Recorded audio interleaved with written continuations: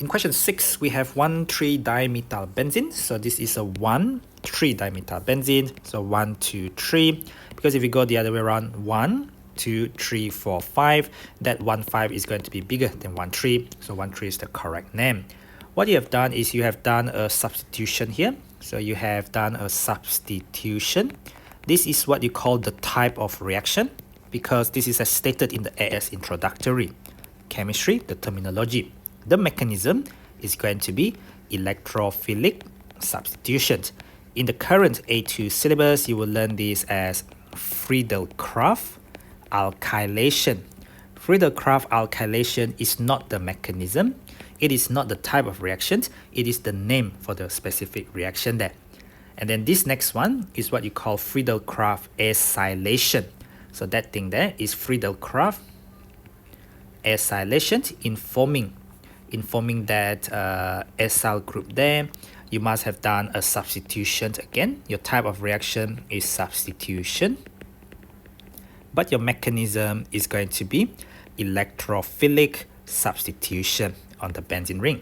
We don't call it Friedel-Crafts acylation, even though this is the name stated in the syllabus, because it is not a mechanism. It's just the name of the reaction there.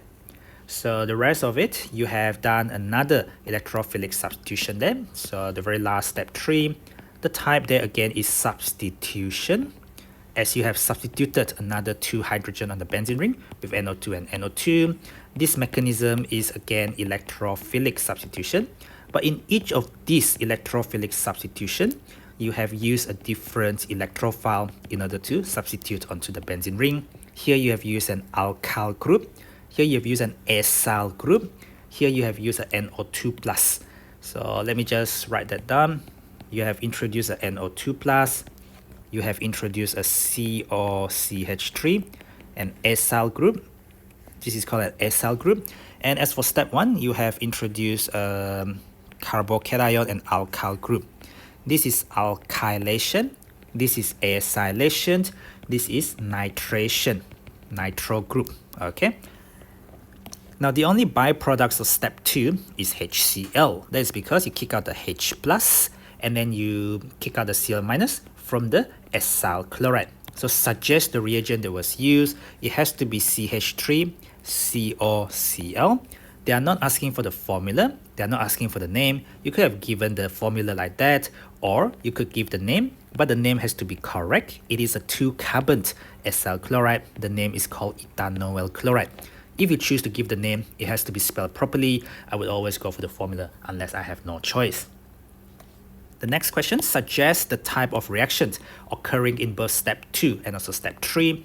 They're looking for the type of reaction, not the name of reaction, but the type of reaction, which I've stated both of them are substitution reaction there. You have substituted the hydrogen of the benzene ring with an electrophile. This is an acyl group electrophile. This is a nitro group electrophile there. What is the reagents and condition needed for step 3? This is in your case study, obviously, nitration. So you need concentrated HNO3 and also concentrated H2SO4 in order to give you this electrophilic mixture that contain NO2+. And the conditions, well, you need to reflux these at very high temperature, around 50 to 60 degrees Celsius.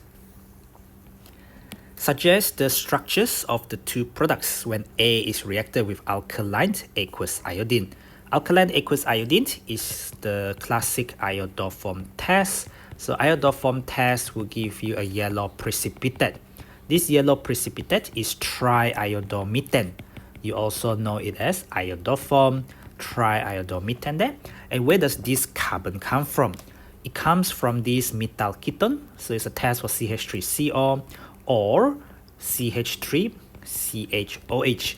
So this carbon has been chopped off, it's been fragmented from the original part of the molecule. So that's CH3CO carbonyl or CH3CHOH as part of alcohol chemistry.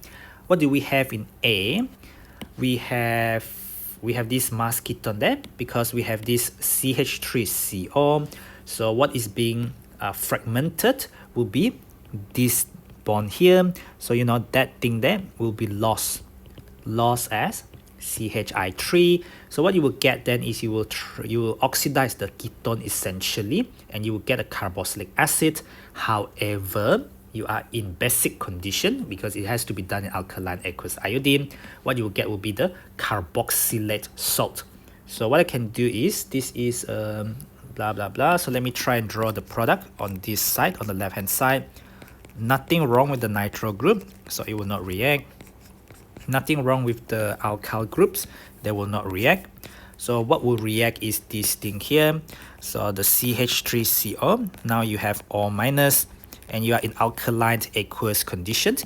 They did not mention what is the base. It could be potassium hydroxide, it could be sodium hydroxide. We do not jump to conclusion, therefore I don't write the Na plus there. I just know that it's under basic condition, and under basic condition I will not get the acid product. Instead I will get the salt of the acid because this is under alkaline condition.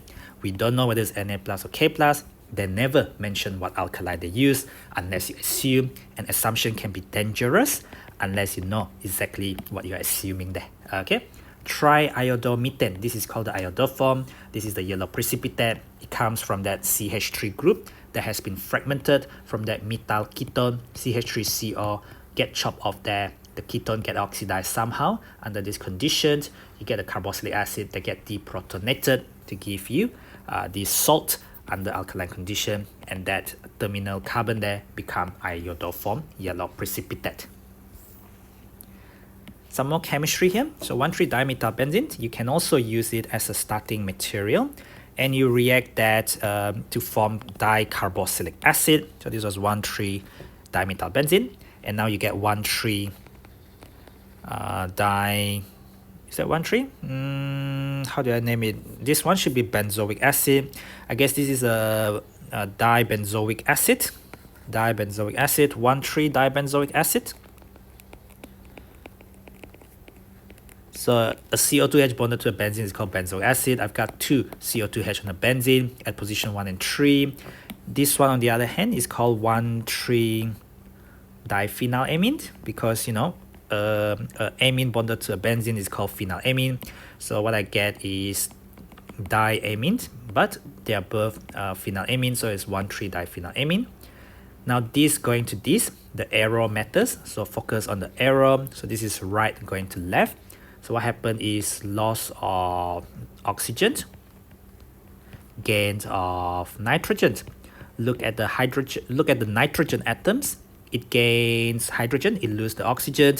This is very clearly step 2 is your classic reduction of your nitro group, which you can easily do with what's that thing there, reduction of nitro. You use SN and HCl aqueous and reflux, but this is in acidic conditions, so the concentrated HCl actually, not aqueous HCl, I beg your pardon. So con HCl reflux with tin will reduce the nitro specifically to the phenylamine, but this is an acidic condition and it will protonate on the phenylamine, which is weakly basic. So what happened then is you have to add excess NaOH afterwards because you have to neutralize the H plus and return you back to the diphenylamine because they will not react further with NaOH. It will just take away the H plus that the phenylamine already protonated in order for you to give you this one here. This is an oxidation of the alkyl side chain on the benzene ring. So the alkyl side chain, so oxidation, very special oxidation of the alkyl side chain of benzene as stated in the syllabus, and you just do this with acidified KMnO4 and reflux. Not too sure if they're asking you for the conditions or not, but they are asking us to draw the structure of one repeat unit of this condensation polymer. In fact, that is the next question actually. What kind of polymer this is? You're going to form an amide. So straight from IGCSE or O-level chemistry, the very last few topics involve polymerization. So carboxylic acid and this NH2 will come together. They call it condensation. You will lose the H and you will lose the OH from the acid. You will lose the OH from the acid and the H from the amide. So what happened then is you will get something that looks like this. If I draw the carboxylic acid first, CO like this. The new bond that you form will be this one, the pink one.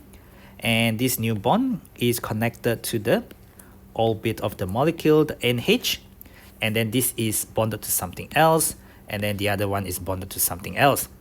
They are not asking us to draw the repeat unit fully displayed. So I am not going to draw the repeat unit fully displayed, because sometimes they will say show the amide bond fully displayed. So you have to show the CO and H fully displayed, including the atom. But they didn't say that here, so I should be able to leave in the skeletal formula format like this.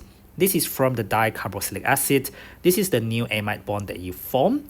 This is also another amide bond that you form, but this will already be bonded to the other carboxylic acid fragment on the other monomer. So there are two monomers, 1 and 2, and these two monomers, now give you this repeat unit, which consists of one fragment of this monomer and the other fragment of that monomer.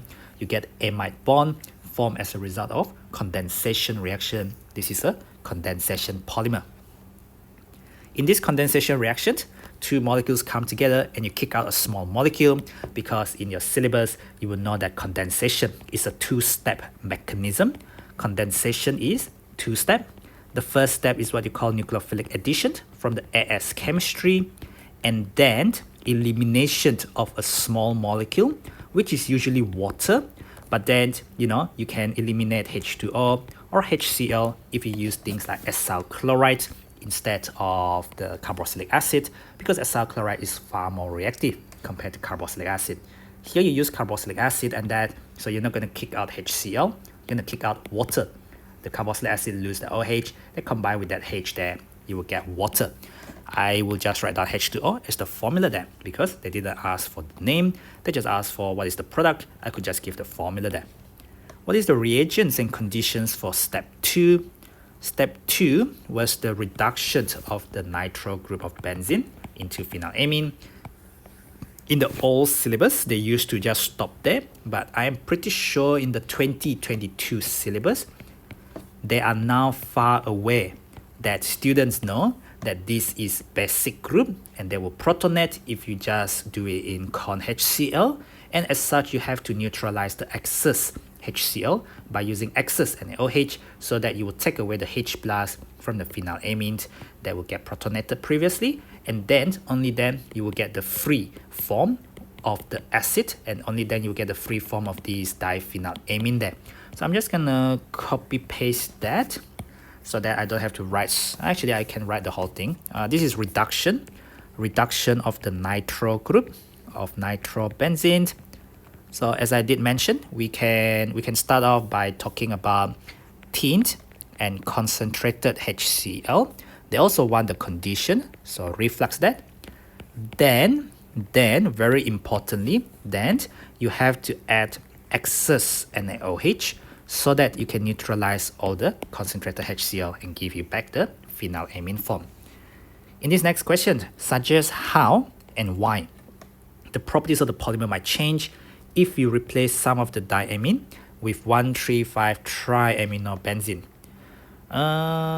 If we replace some of the diamine monomer, so what's going to happen is you are going to get that NH, and now you're going to get CO.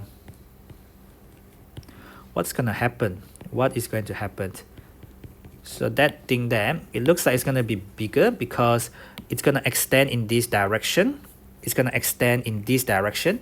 It's going to extend in this other direction as well. It's going to extend in all three directions.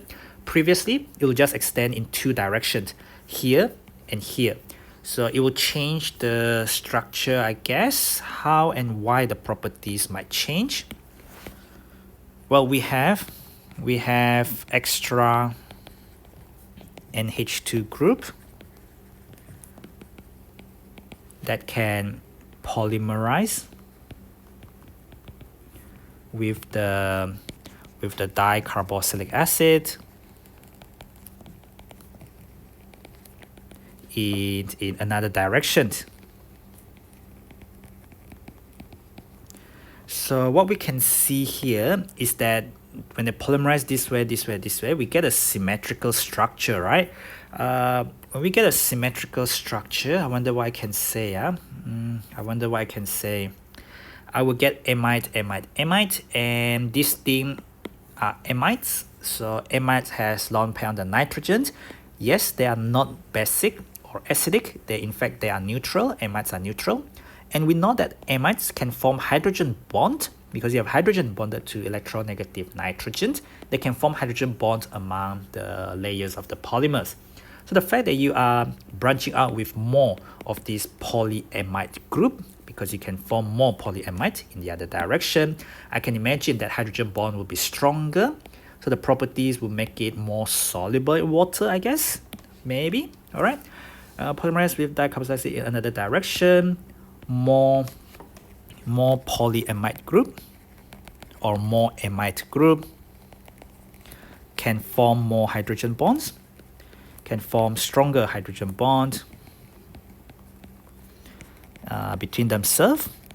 And if they can form stronger hydrogen bonds, what can we say about properties? So perhaps you can say higher boiling point, perhaps higher solubility, perhaps. These are just suggestive kind of question, how and why. I'm just thinking about more of that polymer that extend the other direction. They can form hydrogen bond, more soluble in water due to hydrogen bond with water, higher boiling point because of stronger hydrogen bonds between different chains of the polymer, between different molecules of the polymeric chain. For that, just 1 mark to sum up these 10-mark questions on polymerization and some A2 organic chemistry there.